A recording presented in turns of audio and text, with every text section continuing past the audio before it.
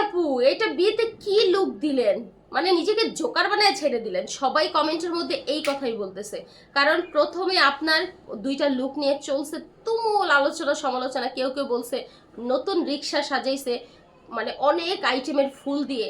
এরপরে যাই হোক, দুইটা লুকের পরে থার্ড লুকটা আপনার অনেক সুন্দর হয়েছে, কারণ থার্ড লুকটা আপনি অনেক বেশি স্পেশাল আলাদা করতে গিয়ে নিজেকে কি বলবো, ওই যে জোকার বানান নাই, অনেক সুন্দর লাগছে ওইখানে। কারণ একদম সাদামাটা একটা শাড়ি পরছিলেন, হলুদের একটা লুক, সবাই কিন্তু প্রশংসা করছে। তারপরের লুকটাও জাস্ট ওয়াও, অনেক সুন্দর হয়েছে। কিন্তু বিয়েতে এসে আপনি কি করলেন?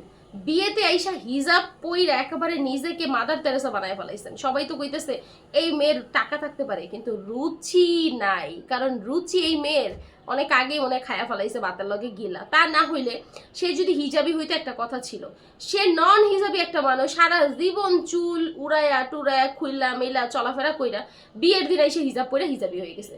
তাও আবার হিজাবটা যদি বর্ণার মতো একটু সুন্দর করে পড়তো তাও একটা কথা ছিল। এই যে বর্ণা ফুড ব্লগার, সেও কিন্তু হিজাব পরে সবসময়, কিন্তু তার হিজাব পরার মধ্যে কিন্তু আলাদা একটা একটা সৌন্দর্য আছে, সুন্দর লাগে। কিন্তু এই যে স্মৃতি আপু যে হিজাব পরছে কেমন লাগতেছে, কেউ কেউ তো আবার কইতেছে এলিয়েন নাইমা আইছে। তবে বাপ্পি ভাইয়ের লুকটা কিন্তু জাস্ট ওয়াও, তার লুক নিয়ে কোনো কথা নাই, অনেক সুন্দর। কিন্তু স্মৃতি আপু একটার পর একটা লুক, একটার পর একটা লুক দিতে গিয়া পুরাই জগা খিচুড়ি বানায় ফেলাইছে। বিয়ের লুকটা তো কোনোভাবেই ভালো লাগে নাই। হ্যাঁ, হিজাবকে অবমাননা করতেছি না, অবশ্যই হিজাব পরা ভালো, তবে সবাইকে সব জিনিস মানায় না।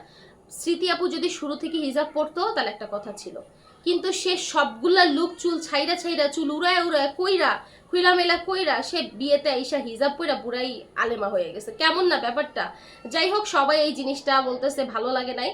আর এই যে এই বিয়ের লুকটা দেওয়ার আগে বাপ্পিদের যে বাড়ির গায়ে হলুদের লুকটা, সেটা কিন্তু অনেক বেশি সুন্দর ছিল। সবাই বলতেছে এই লুকটাও যদি বিয়ের হইতো তাও সুন্দর হইতো, মানাইতো, কারণ ওই লুকটা অনেক সুন্দর লাগছে। আমি তো প্রথম দেখায় ভাবছিলাম যে ওইটাই মনে হয় বিয়ের লুক, পরে দেখলাম যে না, বাপ্পিদের বাড়িতে অনেক বড় সড়ো করে হচ্ছে হলুদের আয়োজন করছে, প্রোগ্রাম করছে, ওইটা হচ্ছে বাপ্পিদের বাড়ির হলুদের লুক।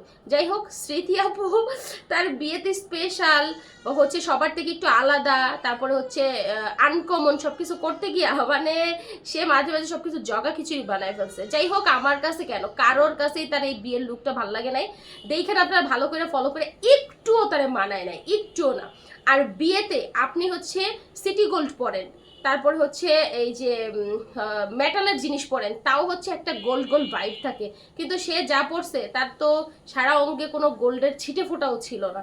যাই হোক, বিয়ে মানুষের জীবনে একবারই হয়, হয়তো তারও স্বপ্ন ছিল, তার মতো করে সে তার স্বপ্ন পূরণ করছে। তবে বিয়ে মানে বিয়ে, বিয়ে মানে লাল বেনারসি, বিয়ে মানে গোল্ডের জিনিস, বিয়ে মানে হচ্ছে হাত ভরা মেহেদি, এইগুলো মানেই আমরা বিয়ে বুঝি আমরা বাঙালি মেয়েরা। যাই হোক, তারা হয়তো একটু বেশি স্মার্ট বা হচ্ছে একটু বেশি ওভার স্মার্ট গিরি করতে গিয়ে সব একেবারে আউলা জলা জগা খিচুড়ি বানায় দিছে।